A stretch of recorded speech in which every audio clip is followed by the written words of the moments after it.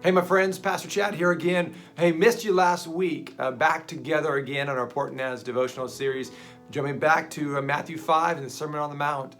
I missed you last week. I hope you are doing okay as summer, for some of us, in some sort sense, is coming to a close as the school year begins to transition and kind of act like a new season begins to happen. And I hope you are doing well in this season. I got to take some time with my family and get away, and I hope you get to get away somehow, some way, even if it's here and a stay vacation or a home vacation or wherever, you get to go and breathe. I'm going to remind you as a follower of Christ that we have to remember the art and the discipline of this Sabbath, the rest.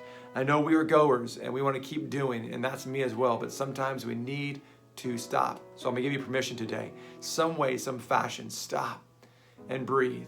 And don't live in such a hurry that we're missing the surroundings and the doors that God has been opening for us. Today, it won't be too long. There's a section we've been walking through for a while, kind of dealing with some anger issues, murder issues that were more about anger issues and the context.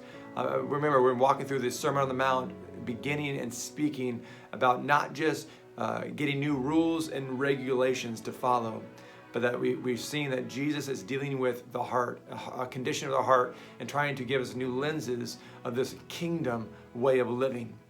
Kingdom of the heavens, remember, not just a place of eternity, even though it's partly that, but largely bringing heaven here on earth and continue to unfold the kingdom message of Jesus, to walk with new lenses. And so today, as we ended a few weeks back about how to go and make right things that maybe were broken or needed reconciliation with a brother or sister in Christ, he ends this section in the Beatitudes in chapter 5, verses 25, about lawsuits a little bit and suing and what a neat thing to speak about today, right? On the context of where our world is at and how we sometimes view each other and how we view justice and how we view being wronged or how we can fight back or how we need to take back our rights and our liberties and all these things. It's kind of a very, very relevant to where we live today. And so it says this in Matthew 5, verses 25 to 26,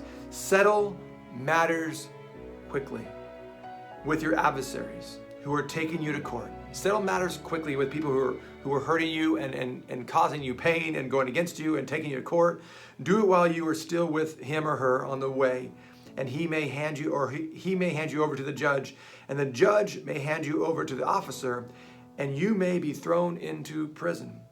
I tell you the truth, you will not get out until you have paid the very last penny.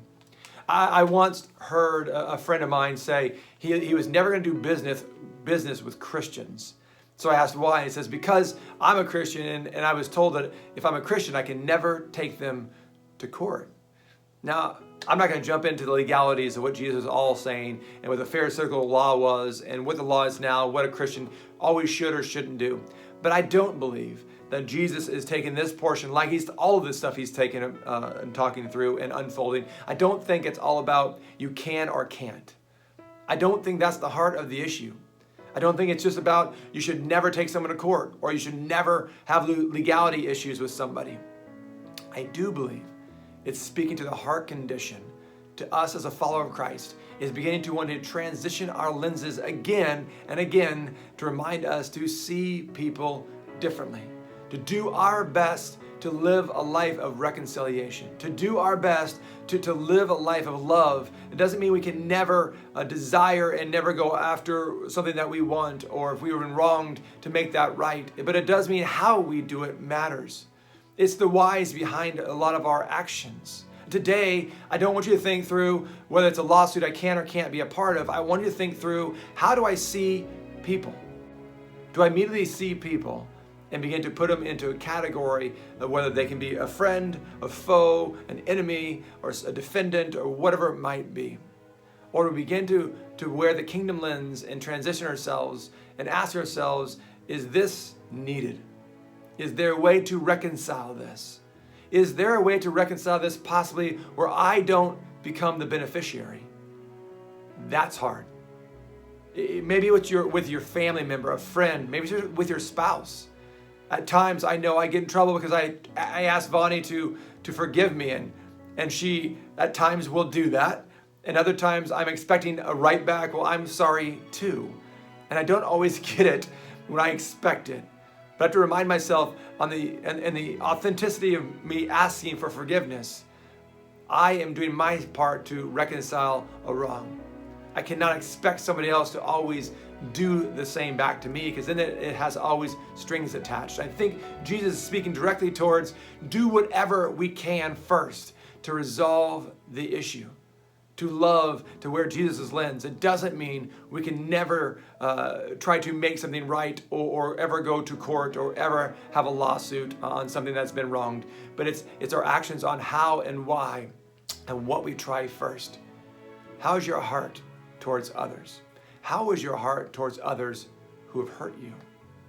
I understand sometimes that's a really hard thing, and I'm not trying to say push it under the rug and we never get to be angry or mad or upset.